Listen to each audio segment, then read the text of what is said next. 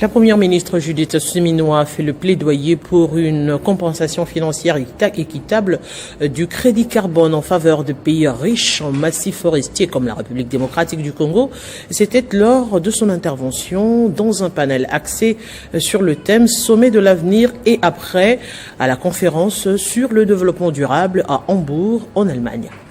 Droite dans ses bottes, la première ministre Judith Suminwa a rappelé à son auditoire que la République démocratique du Congo ne préserve pas la nature par gentillesse. De surcroît, elle doit être rétribuée à juste titre pour son grand rôle dans le maintien de l'équilibre de l'écosystème mondial et la réduction de la déforestation. Nous sommes arrivés à un stade où justement, au niveau de cette conférence, nous sommes en train d'aller vers une nouvelle voie. Cette voie où on se rend compte que tout ce dont on parle depuis des années ne peut se faire que dans un partenariat gagnant-gagnant.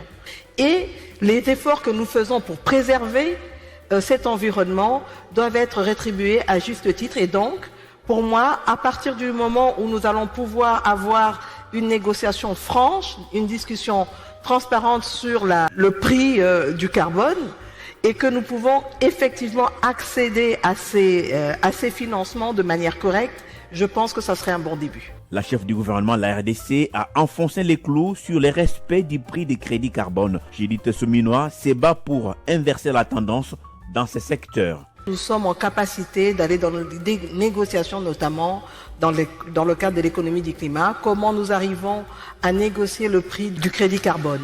Et je pense qu'aujourd'hui, c'est ça qui est le plus important. Judith Suminwa a martelé sans relâche les combats que mène la RDC aux côtés du Brésil et de l'Indonésie pour bénéficier de leur potentiel forestier. Et je pense qu'il est très important que dans cette discussion, les pays qui sont en fort potentiel puissent vraiment faire porter leur voix et que nous puissions négocier pour avoir vraiment un prix équitable dans le cadre notamment du crédit carbone. La RDC aujourd'hui a une alliance avec le Brésil et l'Indonésie pour pouvoir peser et mettre en avant leur potentiel. De la même manière, aujourd'hui on parle du CAFI et je pense que nous sommes dans un processus où ensemble, tous les pays qui sont à fort potentiel forestier et qui constituent des réserves d'oxygène pour le monde, doivent être dans une position où on les écoute. Cette conférence sur le développement durable sert également de cadre de réflexion sur la mise en place d'une nouvelle architecture financière internationale pour contribuer plus efficacement à l'atteinte des objectifs de développement durable. Merci à tous de nous avoir suivis.